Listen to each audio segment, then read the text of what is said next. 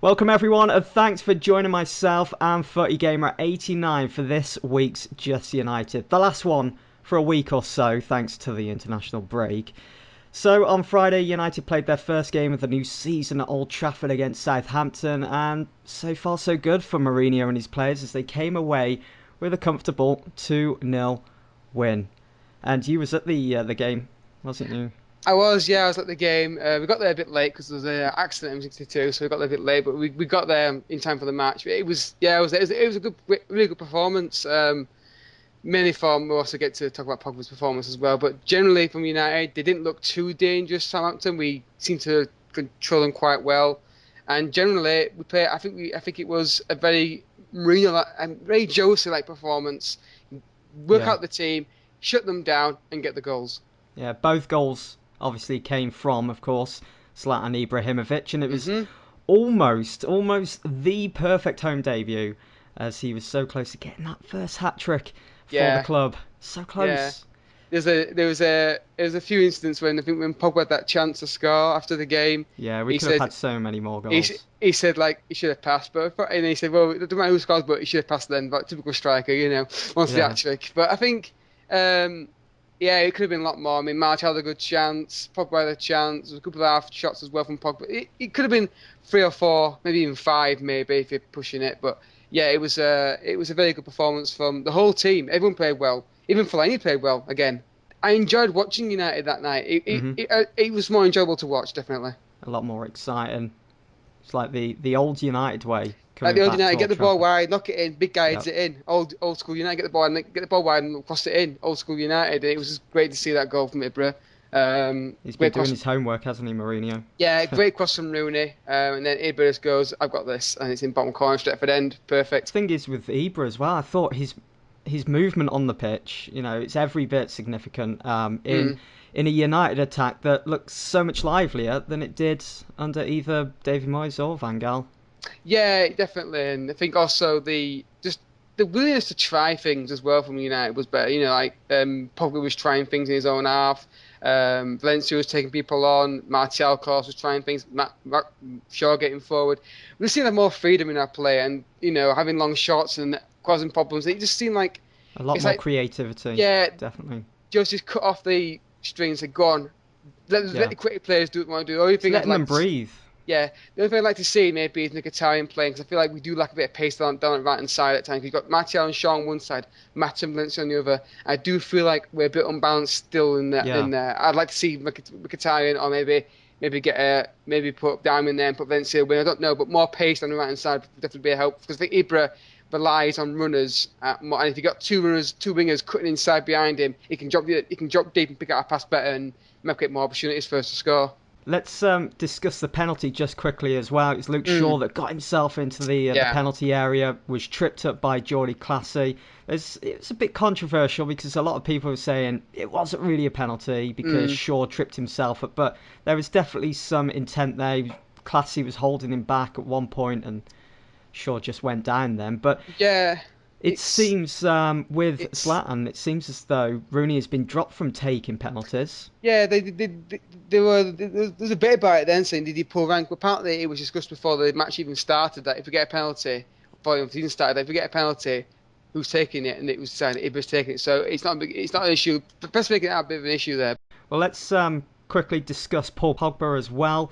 United's most expensive player. He started and finished the match.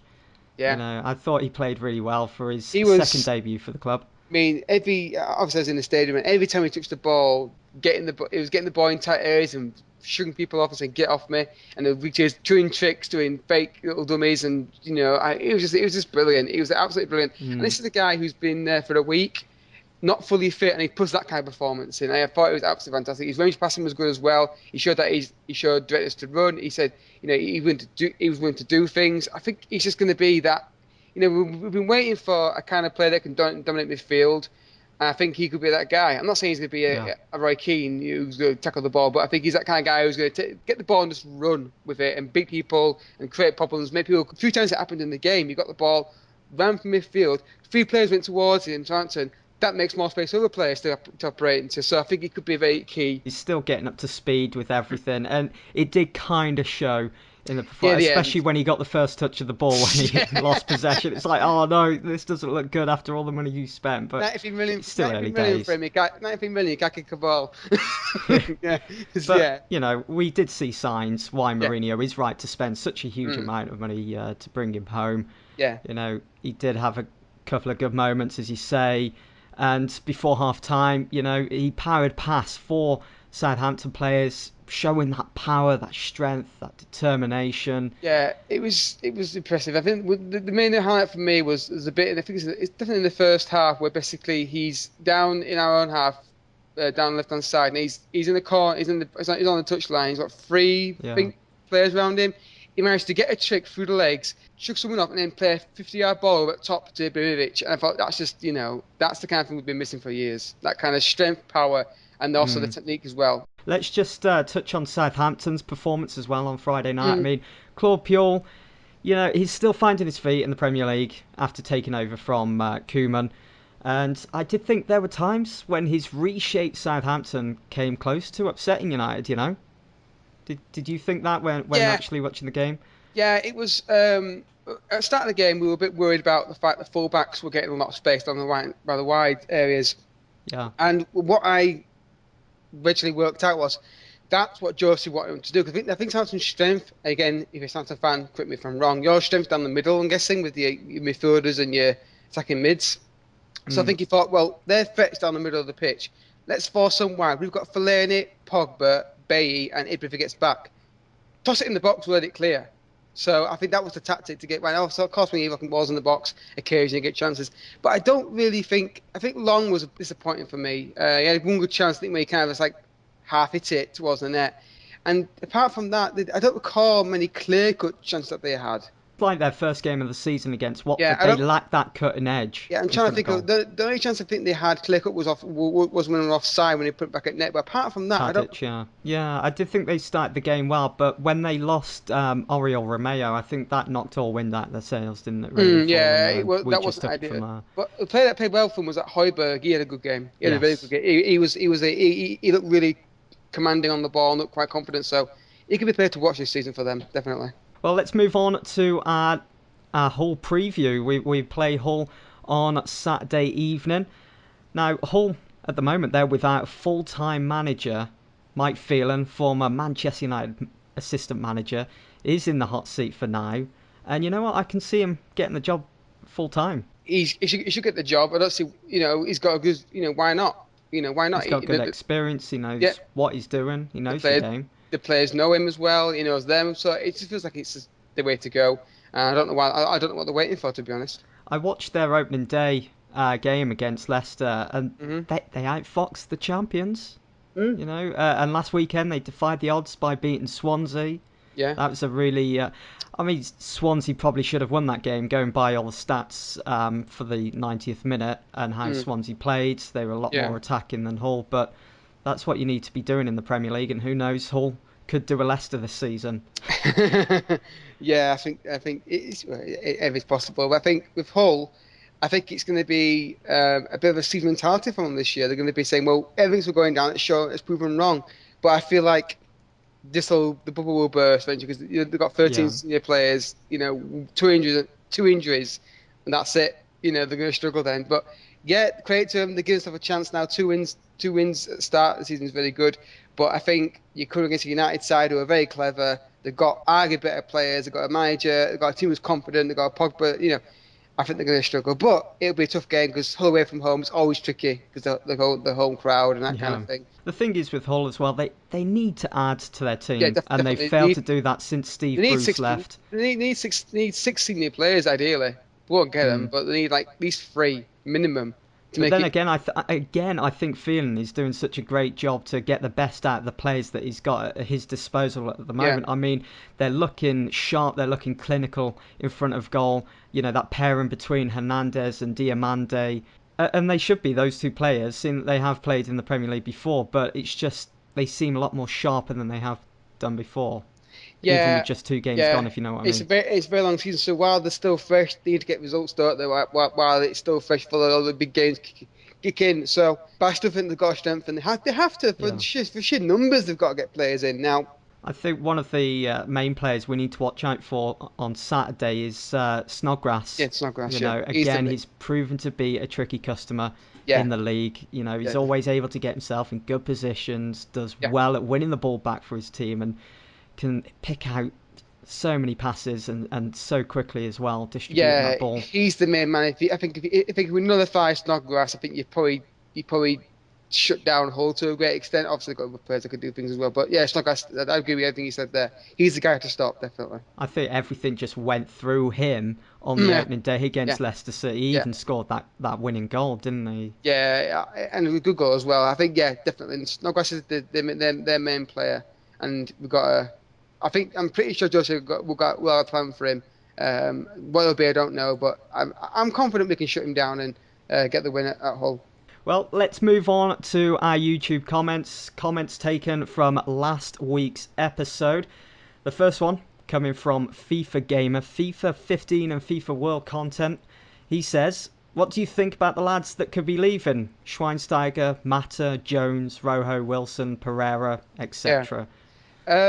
Well, I think Bastian is going to stay because not because they want him to stay, but basically because he won't leave. Jones is apparently staying now. Apparently, if that's true, I don't There know. has been a lot of speculation that Yeah, Stoke are like really interested. Yeah, Rojo. I want him out the door as quick as I can. Pereira, a loan deal would be perfect for him.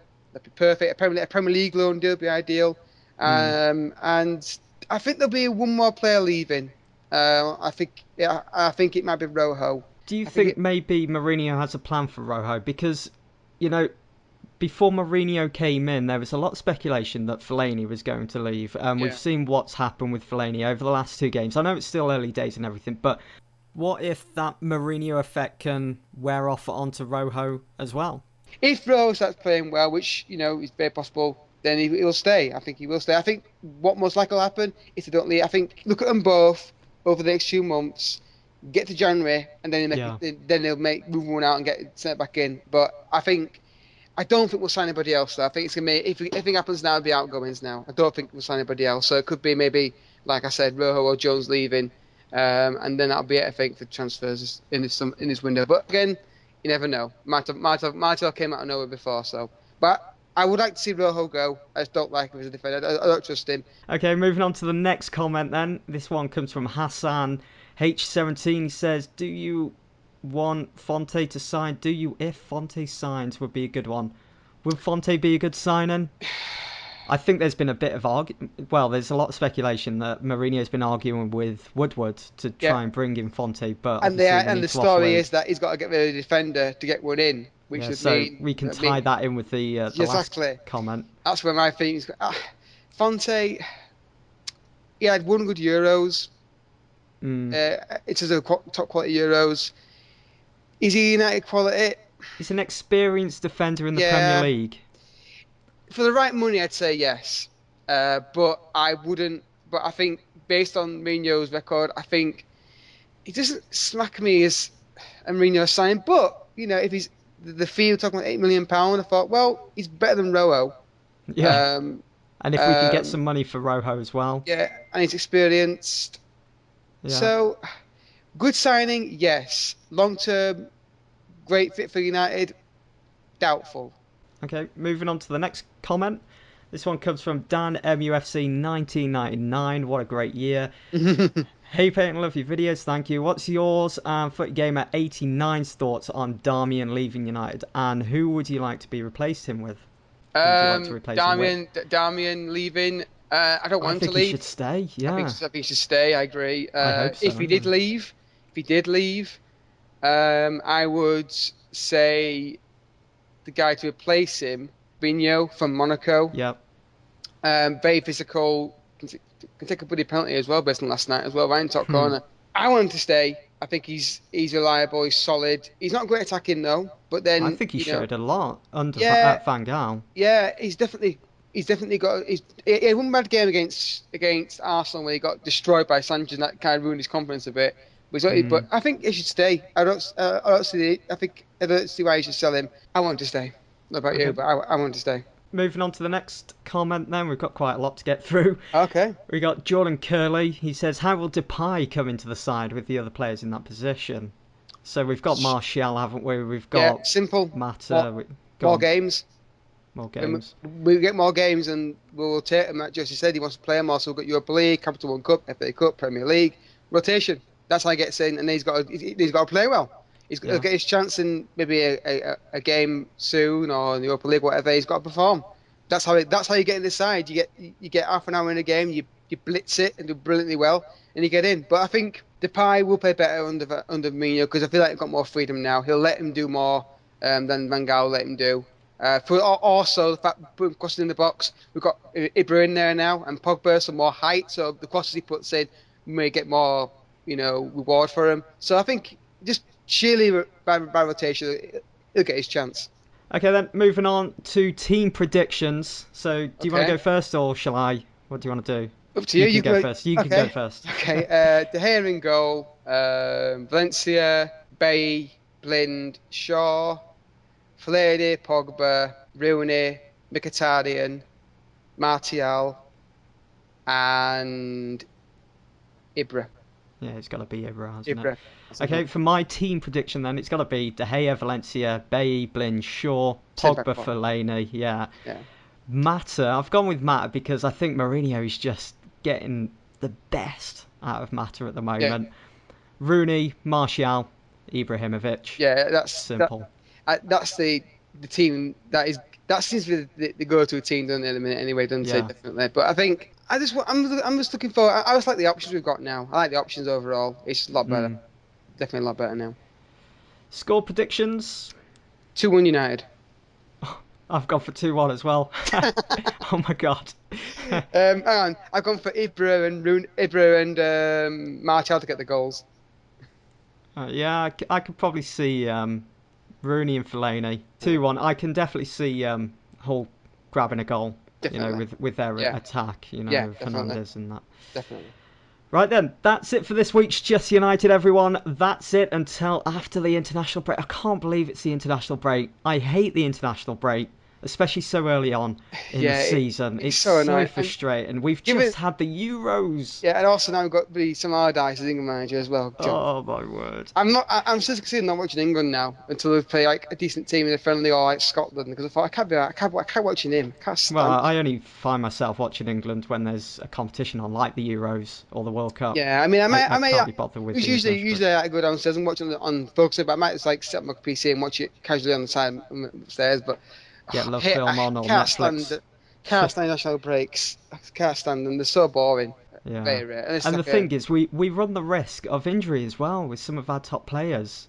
And that's not just for United. It's for, the rest of the teams in the Premier League. We want to see the best week in, week out in the Premier League. The best league in the world. Yep. And then you've got international breaks. Someone, and I hate to say it, someone could go and break their leg or something, Yeah, the only plus side I can see is that if Ibra's retired, he gets a bit of a break as well to ease into English football, so that might help him a little bit. So that's the only plus I can see, really. But Pogba then could go and start for France. I don't want to speak too lively, but could get injured, but then there's more minutes for Pogba into it on the pitch, isn't it, as well? So yeah, I'm going to say it now. Come on, England, but I'm not very happy about it. No, we just want to watch United now. The season. Screw England, United are more entertaining. That comes first. Definitely. Anyway, thank you all for watching, listening. We hope you've enjoyed. See you all soon. Take care.